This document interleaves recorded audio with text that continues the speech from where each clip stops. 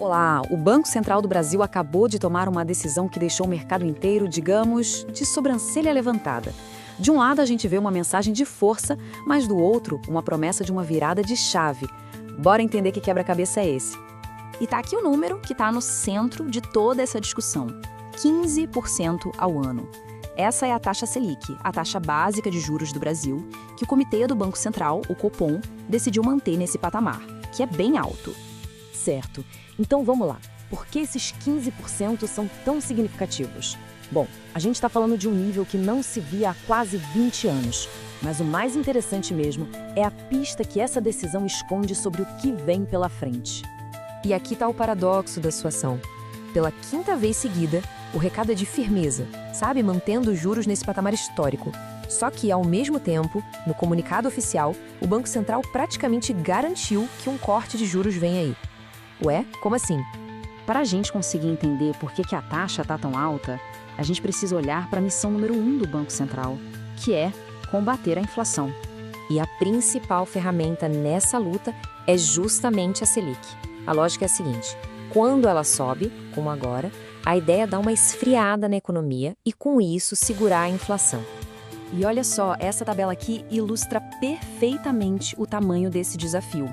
As próprias projeções do Banco Central mostram a inflação sendo bem teimosa, ficando acima da meta de 3%, não só para 2026, mas também lá para 2027, que é o horizonte que realmente importa para eles. E essa cautela toda tem motivo, viu? O comitê aponta vários riscos no radar. As expectativas de inflação para o futuro continuam altas, os preços dos serviços, tipo o aluguel, restaurante, eles não cedem, e o cenário global, bom, é uma grande interrogação.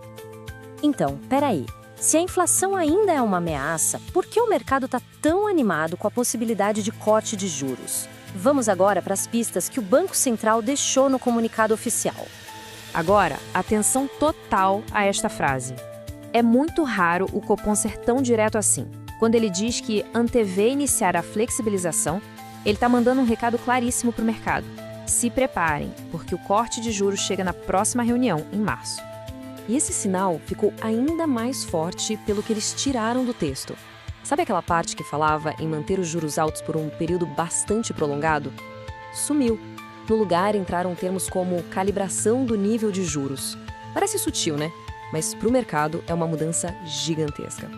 Para entender toda essa pressão por um corte de juros, é fundamental a gente colocar a taxa do Brasil no cenário mundial.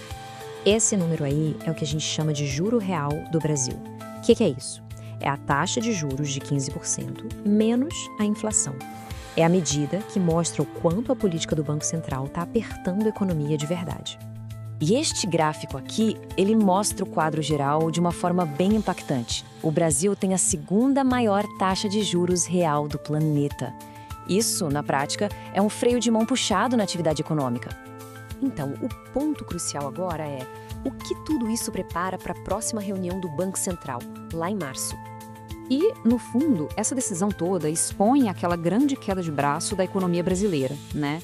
De um lado, o Banco Central, focado em segurar a inflação. Do outro, o governo, claro, pressionando por juros mais baixos para a economia poder crescer.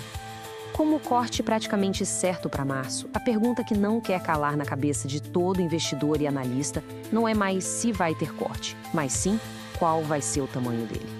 E as opiniões, claro, estão divididas. Tem economistas que preveem um corte pequeno, mais cauteloso, de 0,25%. Já o mercado financeiro está mais otimista, apostando num corte mais parrudo de 0,5 ponto para dar aquele impulso na economia.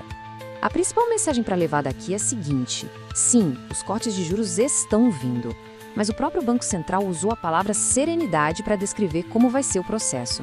Isso sinaliza uma abordagem gradual, cuidadosa e totalmente dependente dos próximos dados da economia. E, no fim, tudo se resume a este grande ato de equilíbrio. Nos próximos meses, o Brasil vai caminhar numa corda bamba, com uma única pergunta no ar: será que é possível impulsionar a economia sem acordar de novo aquele velho dragão da inflação? A gente vai ficar de olho.